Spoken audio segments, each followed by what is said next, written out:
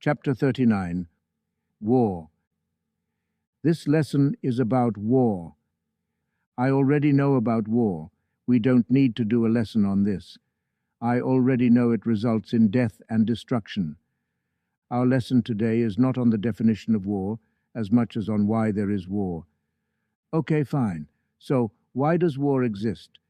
For the exact same reason that I have been hinting at during many of our other lessons, war can exist because autonomy and possession become distorted. Huh? Pay attention. We've already spoken about bodily autonomy, correct? Yes. Okay. And we've discussed the concept of possession and that it can lead to violence. Yes. That is the heart of it. When a sense of autonomy grows past one's own body, it turns into possession, and possession left unchecked knows no bounds.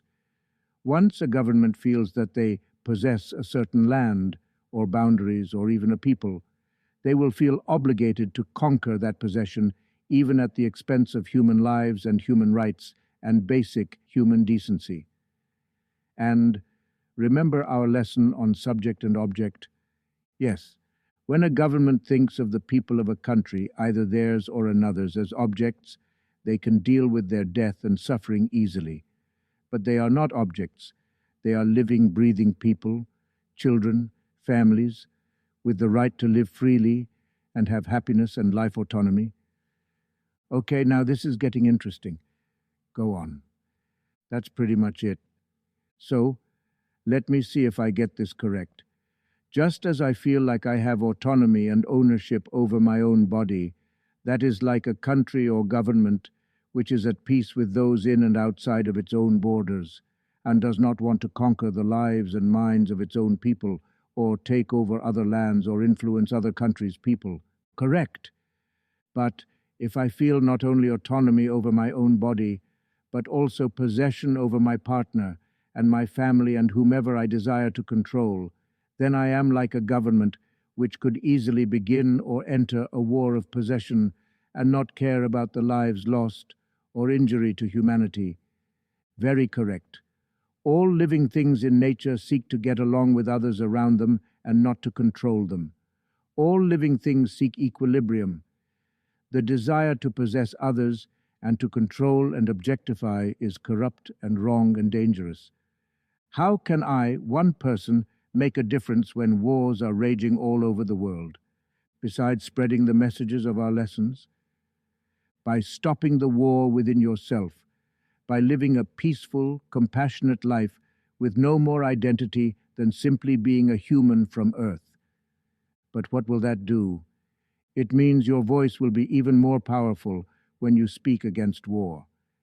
And this voice will turn into more voices, and soon the voices of peace, coming from you, from those you speak to, and from those they speak to, will swell into an ocean of voices for peace.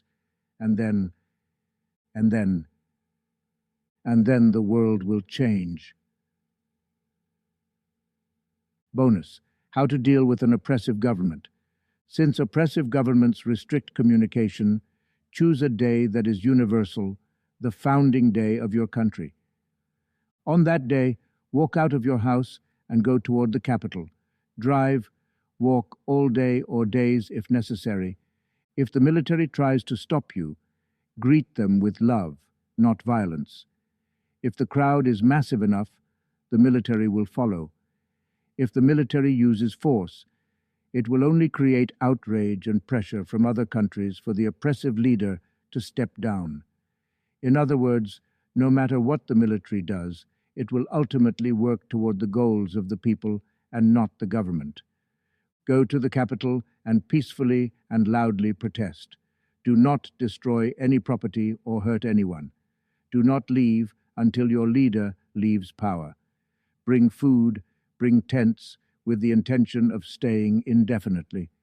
Make noise, sing, shout, demand. When millions protest and demand the exit of their leader, and when it is clear that the crowds are not leaving, change will happen. Never use violence.